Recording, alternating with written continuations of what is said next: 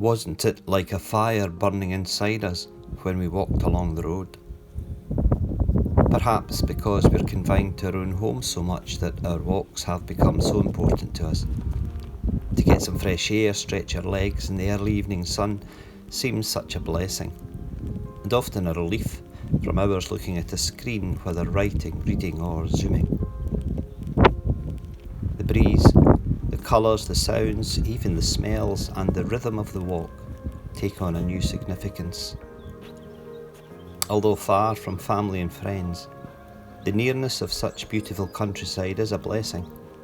I'm aware it's not available to everyone, but I am appreciating it, enjoying it, and attending to it in a way I have perhaps not for a while.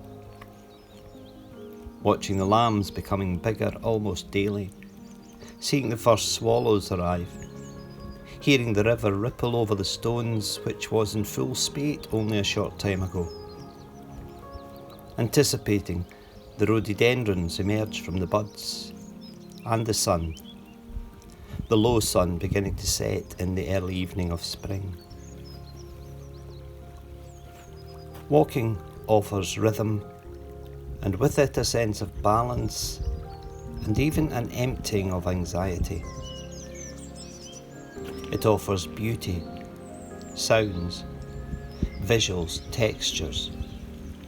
And if you're fortunate enough to have company along the way, it offers such a different engagement of conversation which can be rich and informative, funny, relaxed, poetic and compassionate, and even challenging, as new things spark the imagination and the interest.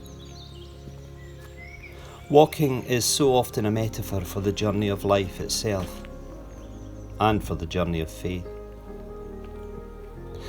So many sacred stories are of walking. In the early days of creation, we are offered an image of God walking in the garden. God's people go on a long walk over 40 years, taking them from enslavement to freedom. Jesus walks the paths of the countryside and the streets of the towns, sharing stories, bread, hope, while along the way people are called to look for the signs of God's loving and active presence.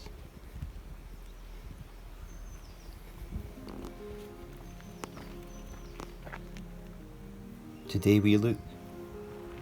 We see the signs of God's activity, God's compassion in the world.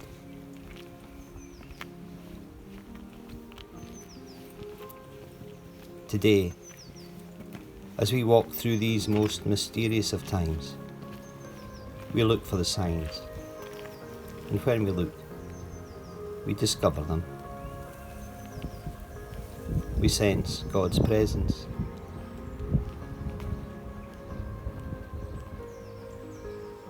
One of the most beautiful stories in the scriptures of walking are of two friends walking home from Jerusalem to their home in Emmaus.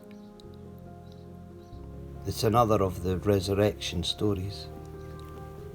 They're walking and talking about everything that has happened, trying to make some kind of sense of it all, engaging with their shared grief, bemused by lost hopes, wondering if things might ever be normal again. It's then that someone enters their conversation and their relationship, their experience, emerging from the shadows of what they share.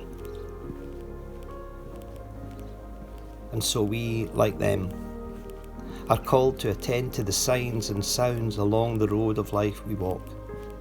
Attend to what emerges, notice what goes on, be present to those who accompany us along the way, and listen. We need to pay attention as we walk. If not, we may miss something that could transform our lives.